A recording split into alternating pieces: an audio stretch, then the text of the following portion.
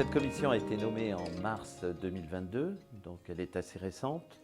Nous sommes 5 membres. Notre point commun, c'est avant tout d'œuvrer en toute indépendance pour le plus jamais ça. C'est-à-dire qu'en fonction de nos compétences que nous offrons, notre idée, c'est de mettre fin au drame qui nous occupe.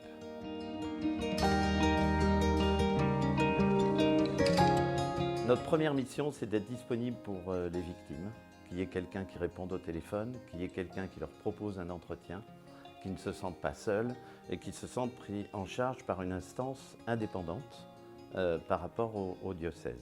Notre deuxième mission, c'est de traiter les affaires en cours quand il y a une demande d'indemnisation auprès de l'INIR.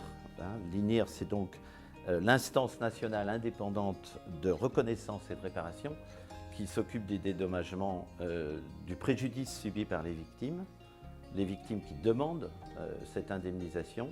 Et nous sommes là pour vérifier qu'il y a une vraisemblance entre le témoignage reçu à l'INIR et les archives que nous avons à consulter.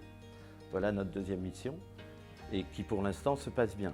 Cela étant, sur le plan quantitatif, il faut savoir que c'est relativement très raisonnable.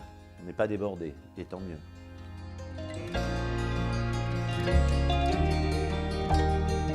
Je pense que la fonction professionnelle ancienne peut expliquer une certaine maîtrise de la gestion des dossiers, l'écoute aussi, parce qu'on a un métier où il faut vraiment écouter.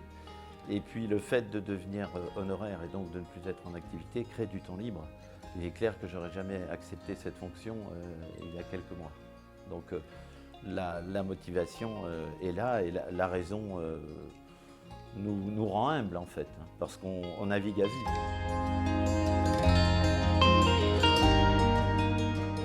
J'ai vraiment accepté parce que l'évêque le demande. J'ai senti qu'il y avait un challenge. On ne peut pas passer sa vie à dire non, il y avait une responsabilité à prendre.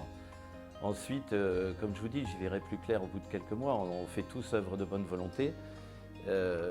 On a quand même une mission qui est super intéressante et extrêmement importante pour aller au-delà du mea culpa.